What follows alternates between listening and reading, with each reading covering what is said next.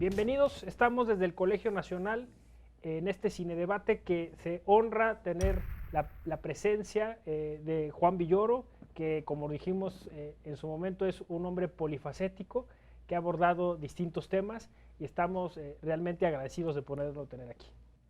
Hola, ¿qué tal? ¿Cómo estás? Muy contento de que estén aquí en el Colegio Nacional. No, pues muy agradecidos porque además es un escenario muy bonito, histórico, con un gran aporte a la cultura de este país, ¿no? Efectivamente, esta es nuestra biblioteca abierta a todo mundo, entonces qué bueno que estén con nosotros. Además hay que decir que Juan Villoro está siendo presidente del Colegio Nacional Ahora en soy estos momentos, presidente en ¿no? turno y me toca además por fortuna del destino que se hace también el homenaje a mi padre, que también fue miembro de este colegio, entonces pues es un momento muy especial para mí. Pues muy agradecido sobre todo por eso, porque tomó este espacio de tiempo para estar aquí y comentar esta película de José Estrada de 1977, Maten a León.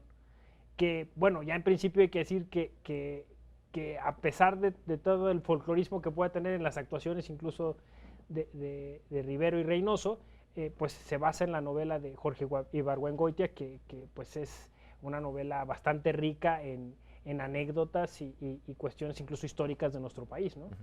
Jorge Ibargüengoitia yo creo que es uno de los grandes escritores de México, un maestro de la ironía, un hombre extraordinariamente divertido y que ha contado con legiones de lectores. Nos costó un poco de trabajo entender que esta literatura que nos parecía tan divertida, al mismo tiempo era muy profunda.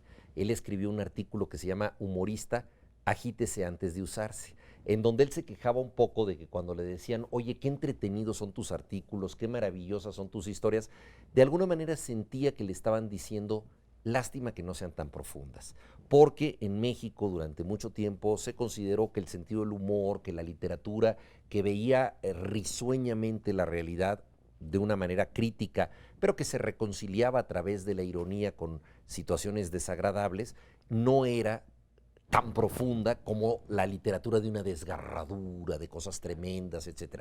Entonces, Maten a León pertenece a la extraordinaria sátira social de Jorge Ibargüengoitia. Y yo creo que debe ser vista como una película que establece una muy honda reflexión sobre el poder y sobre la impunidad. Y me parece muy oportuno que el canal judicial transmita justamente esta película.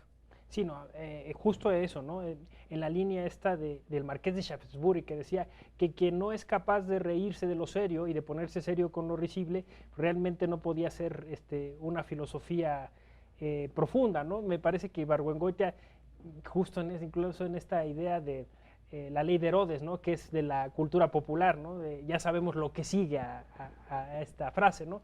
Pero efectivamente, o sea, Maten a León va en ese sentido de la ironía, que es un género muy difícil en la literatura, ¿no? La ironía es muy complicada. Y, Augusto Monterroso, que fue un escritor con gran sentido del humor, decía el verdadero papel del humorista es hacer pensar y a veces hasta hacer reír.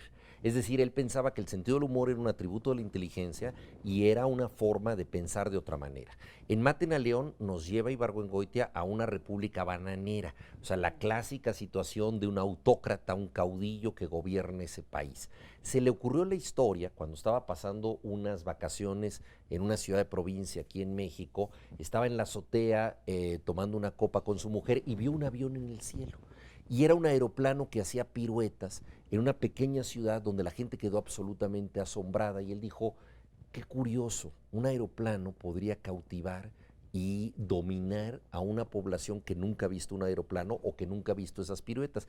Fue el primer estímulo para escribir Maten a León, que de hecho él pensó originalmente como un guión de cine. O sea, es una novela sumamente visual, llena de diálogos, porque a él le habían propuesto algunos productores adaptar su obra de teatro El Atentado, que trata de el famoso atentado en la bombilla al general Obregón, y que eso pudiera ser una película, pero ahí había conflicto de intereses porque la comunidad católica posiblemente se iba a oponer a la película porque estaba el caso de la madre Conchita, León Toral. Por otra parte, el atentado trata de Obregón, que es un héroe sobre el que mucha gente ya tiene prenociones, entonces le parecía difícil trabajar cinematográficamente Una con figura, novedad una figura ya hecha, claro. ¿no?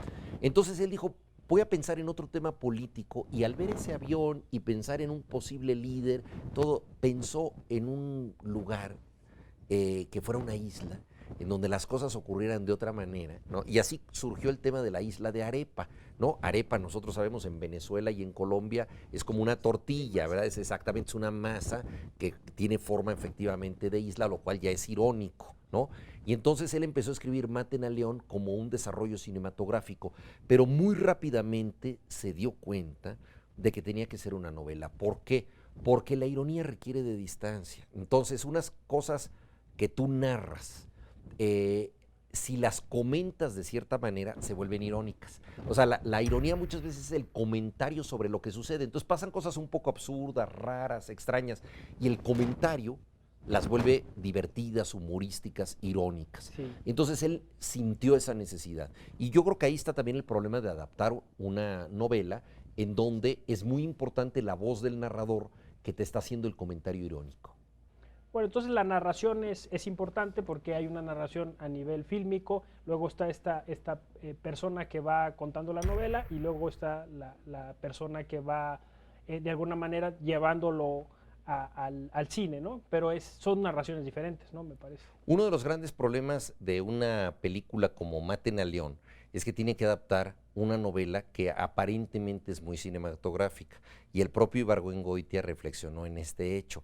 La novela es muy visual, está construida en escenas y tiene muchos diálogos. Entonces, aparentemente ya es un guión de cine. Ahora, el secreto de la novela es el diálogo entre lo que sucede en la obra y las opiniones del narrador. Entonces, por ejemplo, cosas que él dice, hay un personaje que se llama Conchita Parmesano. Entonces, el nombre de la protagonista es divertido, pues, porque es un nombre raro.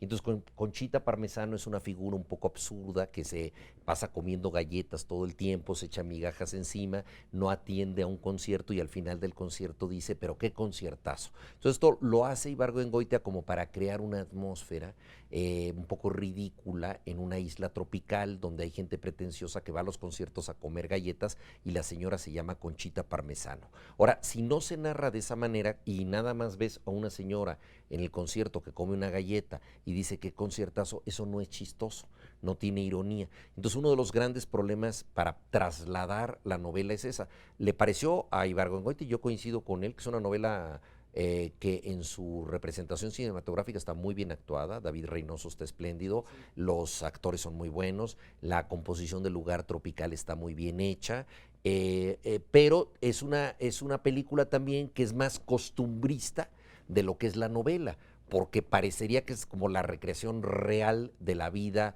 en Arepa, y plantea, eso sí, temas centrales de la novela, ¿no?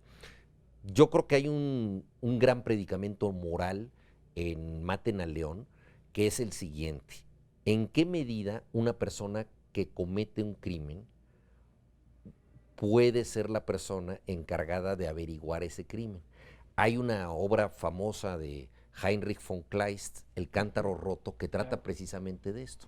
O sea, es un juez al que le piden averiguar un crimen que él cometió. Y esta es una de las características básicas de la impunidad, en el sentido de que muchos de los crímenes y muchas de las fechorías tienen que ser averiguadas por las mismas gentes que las han cometido. Entonces, en Maten a León nosotros vemos al principio, ¿verdad?, que se asesina un disidente y el responsable del asesinato, ya sea intelectual o material, se presenta al sepelio y dice, es un gran hombre, es una persona extraordinaria. Situaciones que por desgracia hemos visto mucho en México, en el sentido de que quien debe impartir la justicia en realidad es quien está encubriendo un crimen, ¿no? Entonces a mí me parece esencial que este tipo de reflexión aparezca en la televisión mexicana y especialmente en el canal judicial, porque es un gran tema. Y ahí sí, más allá de los temas de la ironía y de qué tan bien está captada en la película, este tema muy sustancial creo que es muy importante, está muy bien en la película, tanto como en la novela de Jorge Ibargüengoitia. Y creo que incluso la historia es irónica, porque de hecho la anécdota es que el gobierno financia esta película. Y uno piensa, bueno, pensarían que el dictador era imposible en ese momento histórico en México, pero había otras cosas que podían ser reenviadas a la película. O sea, la crítica de Ibargüengoitia alcanza, ¿no?, perfectamente el sistema político. Bueno, lo que dices es muy importante, ¿no? O sea, hemos visto demasiadas veces que se nombra a un encargado para investigar un hecho, y ese encargado o no tiene autonomía, o no tiene responsabilidad, o no tiene facultades, y simple y sencillamente le está rindiendo cuentas. Entonces, ¿cuántas veces no hemos visto en México que el presidente nombra una comisión, o nombra un fiscal especial, o nombra una persona con atribuciones para investigar hechos, e incluso para investigar al presidente, pero eso es subordinado? Entonces, ese tipo de círculo vicioso está perfectamente captado en la novela de Jorge Ibargüengoitia y en la película que hizo José Estrada. Sí, sí, que además tiene que ver con todo esto de la impunidad, como bien dice usted, y un poco con también estas, digamos, caprichos del poder político, ¿no? O sea, el presidente lo refleja muy bien, ¿no? Que va a estas ceremonias cívicas, ¿no?, donde incluso sale en calzones, ¿no?, en una escena, el atentado donde pone la bomba en su baño. Todas estas cuestiones hacen referencia a estos políticos de todos los tiempos, también del sistema político mexicano, pero me parece también una cosa muy curiosa, que la oposición ahí es una oposición muy peculiar, muy similar a la de ese momento histórico en México. Yo creo que lo que dices es esencial, porque una de las cosas más interesantes de Maten a León es que, a fin de cuentas, en este reino imaginario que es Arepa, pero que es un espejo un poco distorsionado de América Latina en general y de México en particular, nosotros vemos que la oposición, a fin de cuentas, se parece mucho al partido en el poder. Y entonces la oposición, cuando ve que lo que más le conviene es unirse, aliarse con el partido, asume esa causa. Entonces nosotros vemos que hay intereses superiores que hacen que se unan, que pacten todos los partidos. Y entonces yo creo que la novela de Maten a León es finalmente la gran farsa de la alianza del poder entre los grupos que lo detentan, y la oposición es totalmente ficticia, ¿no? De ahí que, por supuesto, falle el atentado para acabar con el dictador.